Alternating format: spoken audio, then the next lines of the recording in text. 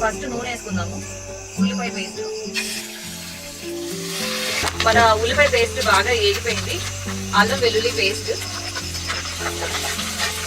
ఇప్పుడు టమాటా జ్యూస్ వేసేస్తున్నాను. టమాటా నేను చేత్తోనే పిసుకున్నాను. ఇది ఇప్పుడు కొంచెం లైట్ గా పసుపు వేసుకున్నాను. పసుపు ఉప్పు వేసుకున్నాను.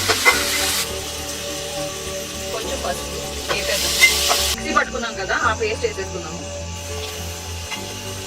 కేరళ స్పెషల్ కర్రీలో ఈ పేస్ట్ హైలైట్ అనమాట. మనం ఇందులో కొంచెం నీళ్లు వేసేసుకుని కలుపుకుని వేసేసుకుంటాం.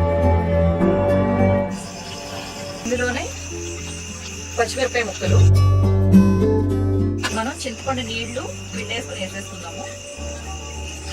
ఎక్కువ చింతపండు కాదండి, చాలా తక్కువ చింతపండు. ఇప్పుడు కొంచెం కారం వేసుకుందాము. చేప ముక్కలు వేసేసుకున్నాము. మంచిగా అపోలో ఫిష్ తొందరగా ఉడికిపోతుంది. వావ్, మంచిగా ఉడికిపోయింది.